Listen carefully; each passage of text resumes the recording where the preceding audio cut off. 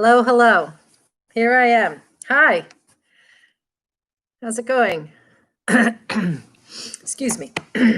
All right, here we are at the Island Free Library on Tuesday, October 6th, 2020. This computer says 3:06 p.m. I hope I'm not that late. I know, it was one of those moments where you know, I'm late, but I still want to eat something. So I ate something quick. And so it was that day where like you don't even have an extra second because you go to turn on the computer and it's getting updates and it's doing all this stuff and it doesn't like its battery, and I'm like, oh my gosh, this is the day that I push it and try to squeeze in some lunch. That's what happens. But anyway, I'm here. We made it. Some people are logging on. Welcome to Frankenstein Tea, a daily short story program for adult listeners. My glasses are funky, huh? Are you looking at that? These are those blue light glasses for computer screens. They're looking like funky in that screen to me. I'm committed to finding some spooky, scary stories for this Halloween month of October. And I read a few already, and I'm going to read today from The Ghosts of Block Island, Fran Migliaccio's first ghost story book. She has a second ghost story book that I will also read from this month. I'll probably read a lot from this book. They're very fun, right? I don't know how spooky and scary they'll be to you. Maybe they will be. My father says my glasses are spooky. I know, I hear you, Dad. They are a little spooky, right? So I'd like to say, Fran, I'm reading from your book. I hope you give me permission. This is these stories they have not been in print for 100 years old. Fran is a friend, and she is not over 100, although my father lives with someone over 100, so that possibility is there. But Fran, I'm going to read from your book today, and I will also read from it later on in this goes along. I think I'm going to read two today too. This is Ghosts of Block Island by Fran Migliaccio. It says I'm not allowed to use it without her express written consent. Maybe I'll write to her. I'll write to her and ask her. It was copyright 2005 by Frances Huggard Migliaccio. It's dedicated to Raleigh, and in loving memory of Edry Dodge. It's a fun little book. I'd just like to say that, when I read, I do pre-read them, and sometimes I read them silently. Like I don't always pre-read out loud, and that can make a difference, right? I know that I mispronounce things, and I just want to apologize to everybody when I mispronounce things. It's sort of this thing, like when you start reading and you're reading out loud, all of a sudden you're like saying words that you totally know weird. And I think I did that twice yesterday with missile, right? I called it a missile. I don't know why. I was kind of in this old English thing going while I was out loud, and, I'm live and I'm reading and I'm not a professional. And, I've looked up the hard words, that I needed to learn how to pronounce. And there I am saying easy words wrong. So sometimes that just happens with the reading out loud. It definitely happens with harder words when they're, hyphenated and they drop down a line. That can be tricky to read out loud. So anyway, always my apologies for anything I've mispronounced. Usually it's something that I probably do know how to pronounce, but got caught up in the moment. But I'm trying, and I appreciate you hanging in there while I try. All right, so let's read some ghost stories. I think I'm going to read two because they sort of go together. So this is Fran Migliaccio's work, Ghosts of Block Island. This one is The Phantom Steed of Black Rock.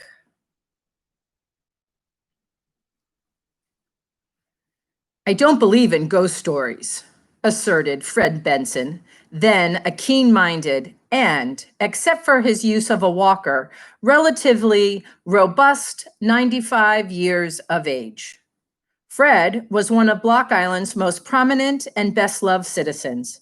Born in Boston in 1895, he was placed in an orphanage at age 4. In 1903, he was sent as a homeboy to Block Island to live at the Pilot Hill farm of Gordon A. Milliken. Block Island became Fred's home, and he remained at the Milliken farm most of his life. He attended school on the island as stipulated by his release from the orphanage, and during his long life probably did every type of work available. Blessed with a huge physique, great strength, good health, and good looks, Fred worked at ditch digging, construction, commercial fishing, clamming, cement work, ice packing, marine salvage, and undertaking.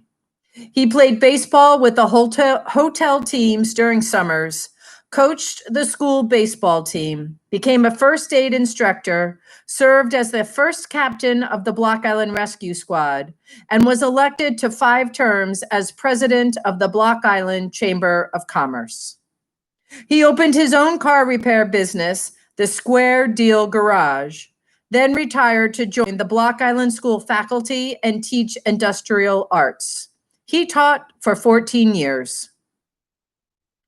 When Fred won some money in the Rhode Island lottery, he threw a chicken and lobster barbecue for his many friends, who subsequently contributed a total of $6,000 to establish the Frederick J. Benson Scholarship Fund.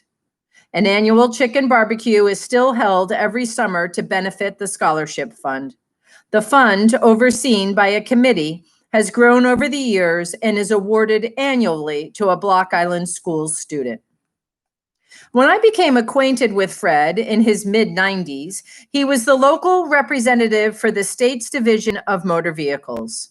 He tested and approved applicants for driver's licenses, and I got my first Rhode Island driver's license from him after taking the exam in the tiny office that had been carved out for him in the space occupied by our local bank, the Washington Trust Company. Surrounded by photographs, memorabilia, awards, citations, paperwork, newspaper articles, and much more, Fred held court in this office every day, welcoming all visitors, especially children, to his precinct. He was always ready for company and good talk, and he always had candy to share. Fred once said, "I don't know where I will go when I leave this earth, but if they are as good to me there as they have been here, I know I will be happy."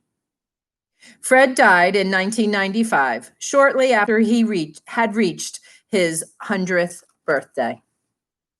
That day in 1990, when he was talking to me about ghosts, Fred followed up his declaration of non-belief by describing a spooky aspect of surf casting, a sport at which he excelled at Black Rock.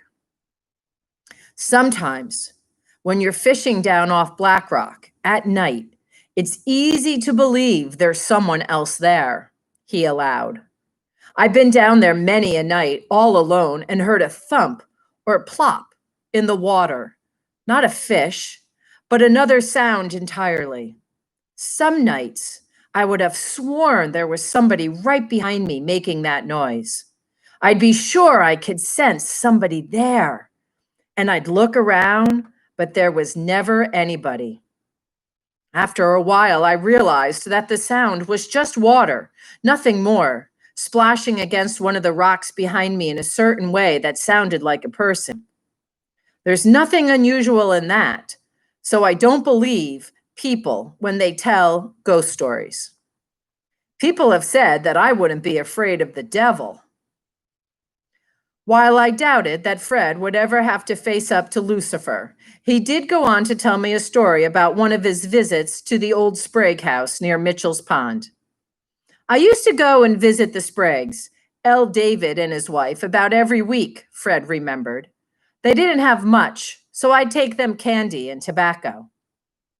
In 1914, A four-masted schooner, the Jacob S. Winslow, had come in near Black Rock with all her sails set and run aground.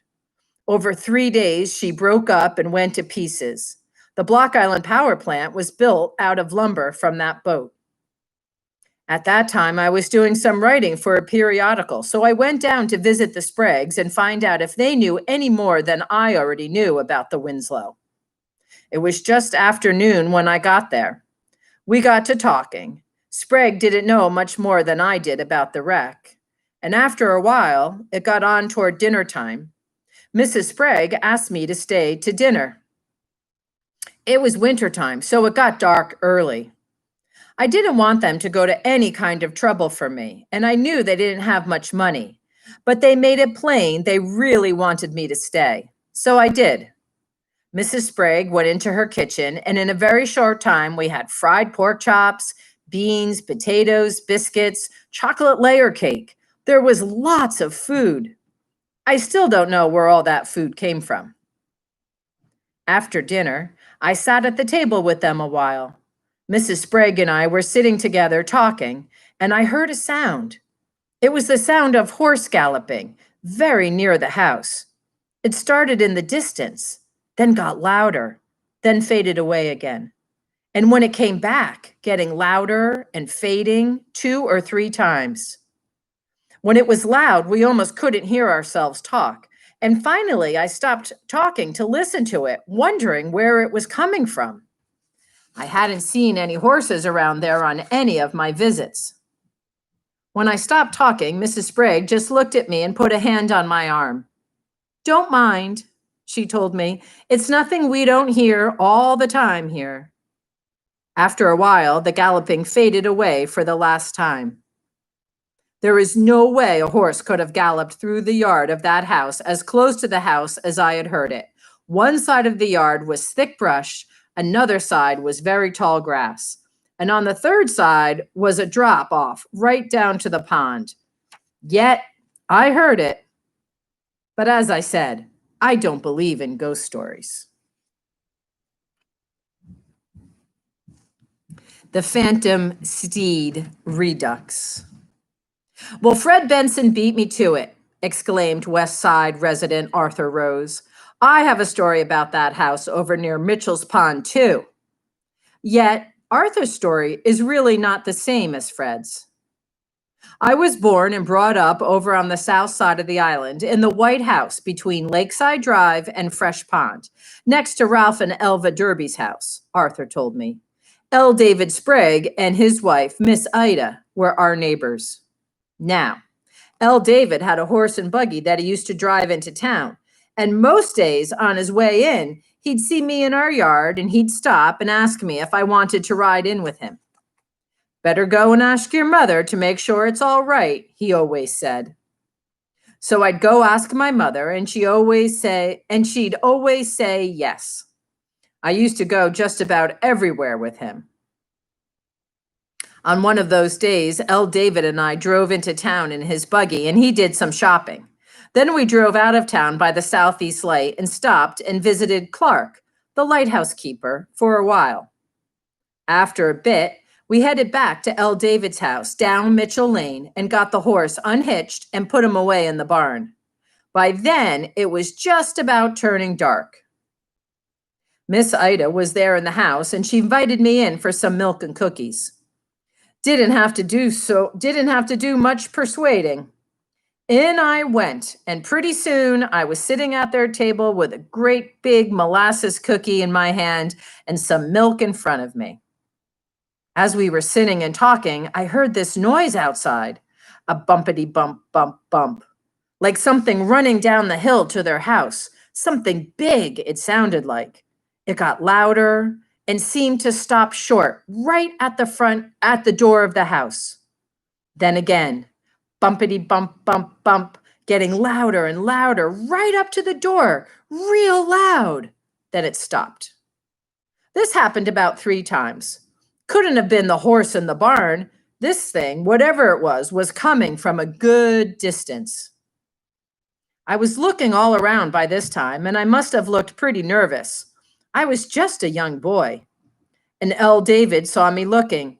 He put a hand on my shoulder, and he said, "Don't you worry, Arthur. It's never come in here yet."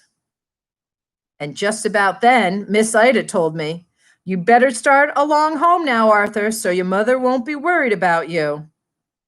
Well, I'll tell you, I sure didn't want to go out there right then after hearing that noise coming down the hill. But I knew I should start for home, so I did. Now, the old timers on the island always used to tell stories of a headless white ox that was supposed to be roaming around Mitchell Lane in those parts. There was another story the old timers told about that area too, right at Franklin's Corner on Lakeside Drive, where the new road was put in that goes up to the Dome House. There used to be a big black rock. Everyone called it Devil's Rock and told stories about hearing something running around it at night, dragging chains. The rock's underground now. They covered right over it when they put that road in. But in those days, none of us kids ever went by Devil's Rock after dark. And we went by it pretty fast during the day. We didn't like to be around there at all. I remembered those stories coming home that evening after what I'd heard down at the Sprague's house. I remembered them, and I'll tell you, I made tracks for home like you wouldn't believe, all the way up the lane and back to our house. I sure didn't want to meet up with any headless white ox or the devil or anything else that night.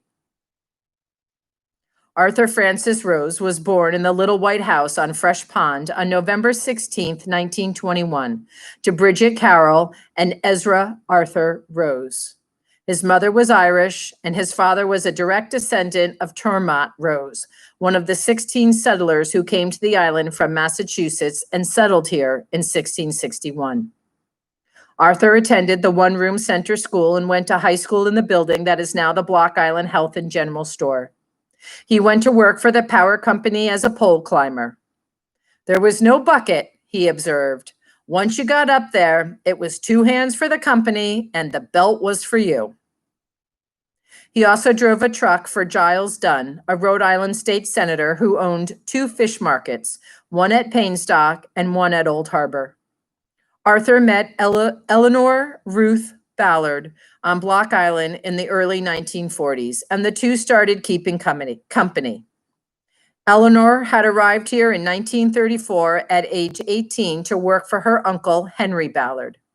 Henry and his wife, Alice, owned Ballard's Inn at Old Harbor. When the U.S. entered World War II in 1941, Arthur joined the Army.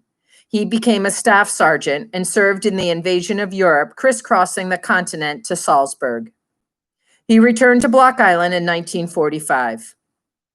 7 years later, on September 29, 1952, he and Eleanor Ballard were married. The couple's first home on Block Island was at Sands Farm, one of several properties that Arthur took care of. The owner, Colonel Hart, converted a former cow barn to a cottage for the young couple. Sands Farm was later sold to Jean Beck, and the main house became known as the Beck House. The property is now known as Lynn's Way. The Roses also lived for 18 years in the Red House at Redgate Farm, where they kept cows, horses, chickens, ducks, and pigs. The property was owned by Richard Dodge, nicknamed Dead-Eye Dick. It was Dodge who built the restaurant of that name at New Harbor. Throughout the years, Eleanor and Arthur held a variety of jobs. Eleanor wallpapered and painted, repaired automobiles, and worked as cashier at the market. She papered the walls of the huge Ocean View Hotel by herself, and her wallpaper was in place when the hotel burned in 1966. Arthur was town police chief for 13 years, fire chief for 10, and for many years the island's state game warden. An electrician by trade, he served as the town's electrical inspector. Arthur celebrates his 84th birthday in November 2005. Eleanor passed away in July 2005. In the old days, summarized Arthur, we took on a lot of jobs to try to help people, especially the old people. Arthur's knowledge of the island is encyclopedic. He knows its geography, houses, roads, byways, harbors, and ponds, and he can take even longtime island residents down roads they've never seen before. While his companions may become completely disoriented during one of these ventures, Arthur never is. He knows exactly where he is and exactly which roads lead, or do not lead, or no longer lead out.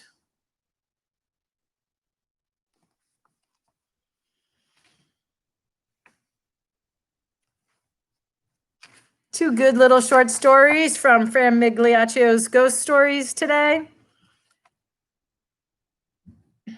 Should I do one more real quick? I can do the,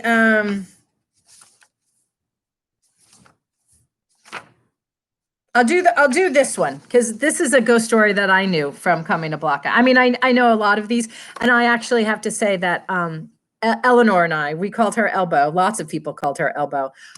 She and I were cashiers together at the Seaside Market. One of my second year of working on Block Island. That's probably 1984 or 5. Oh no, she dies in 85. So yeah, she probably worked right up until the end, I guess. I knew her, or maybe I worked there earlier. I have to think about that. Anyway, she was great fun.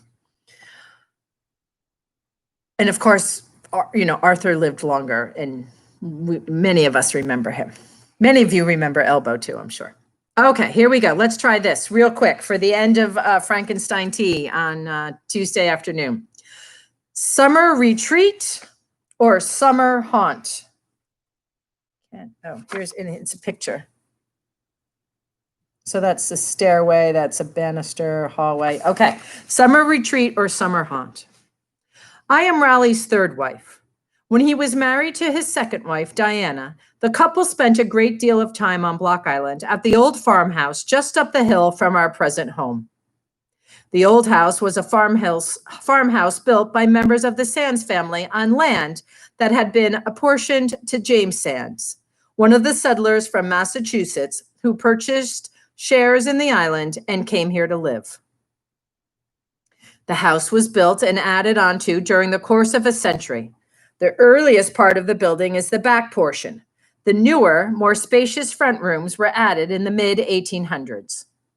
During the early 20th century, the house was known as Summit House, a summer hotel that offered meals of produce and meats raised in the farms surrounding fields and orchards. From 1957 to 1996, this house was owned by Diana's family, first her mother, Jean Beck, and a late brother, John Beck. During those 4 decades, the house was widely known as the Beck House, and this is how Raleigh has always referred to it. When Jean Beck owned the house, Raleigh and Diana often came to Block Island from their home in nearby Connecticut, spending weekends or summers and once an entire year in the old house. Raleigh and Diana generally brought their young daughter, Lisa, to the island, along with an entourage of family dogs, an array of Tibetan terriers, and a 130-pound long-haired German shepherd named King, and 2 cats.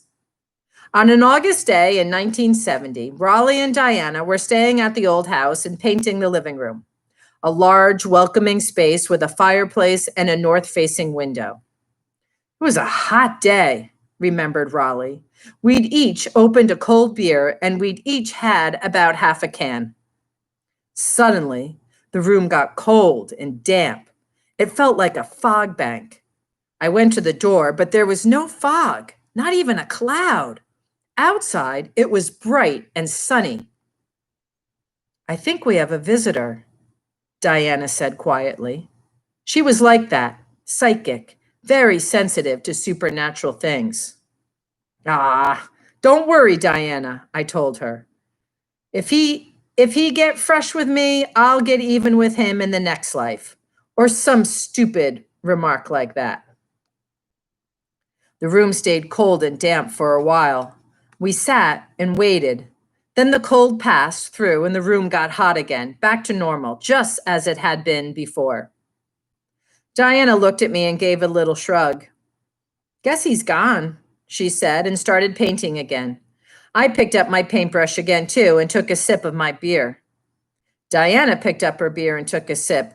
Then, all of a sudden, she ran out of the room into the lavatory. She was coughing and choking. I didn't know what was wrong. "What's the matter?" I called and started after her. I was worried.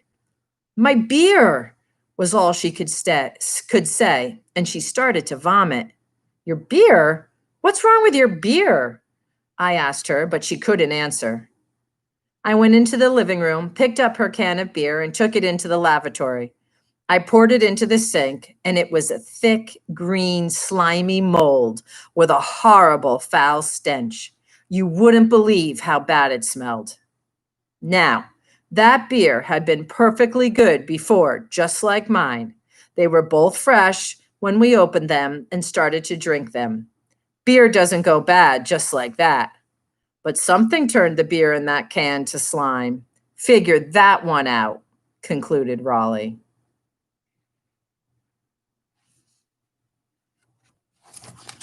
These are fun, right? I could read these all afternoon to you. All right, here we go. One more. The Man in the Rocking Chair.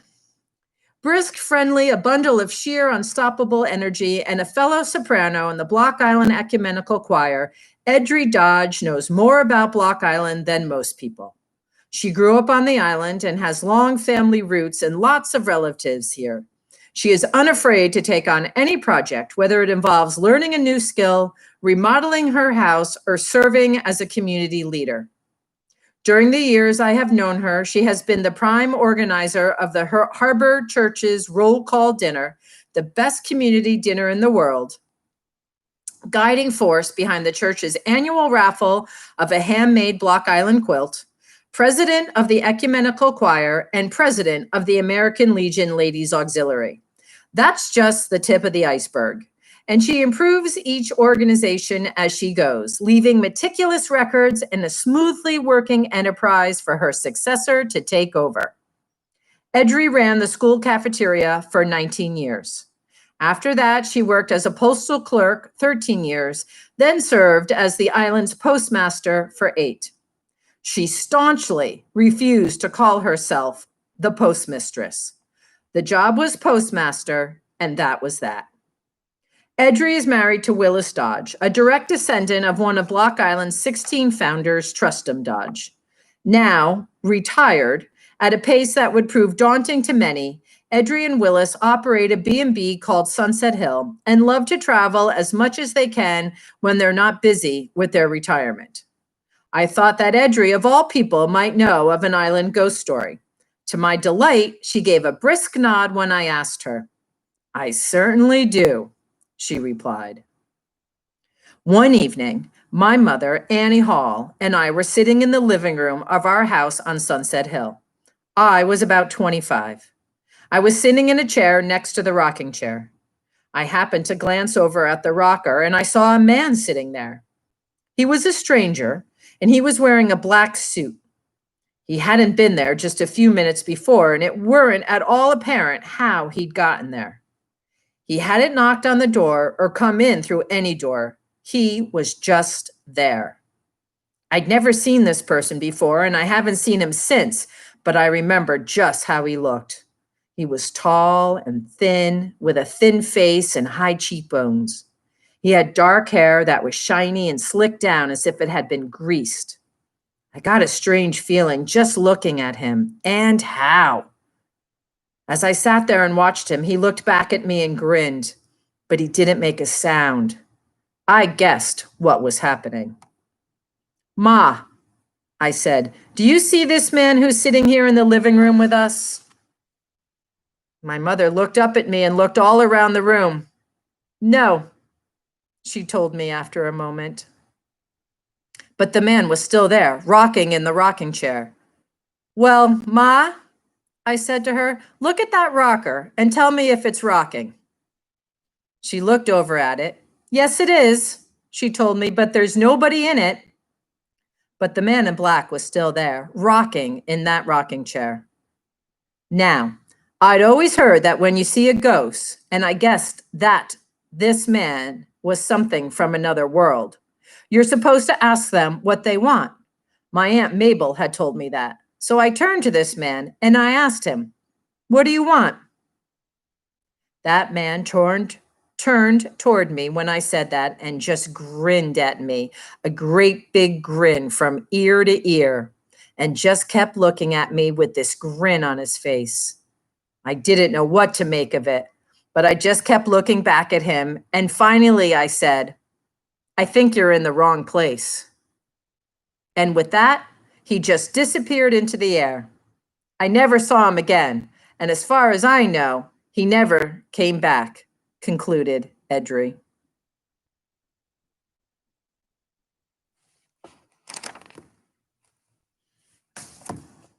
Too bad I can't do a good Edry imitation. All right, those are fun. More to come. More Fran Migliaccio Block Island ghost stories. They're really fun. You know, I was always told those stories, right? I started coming here in 1980. And you know, those stories, we didn't even, I couldn't even, I still don't look at the Beck house when I walk by it.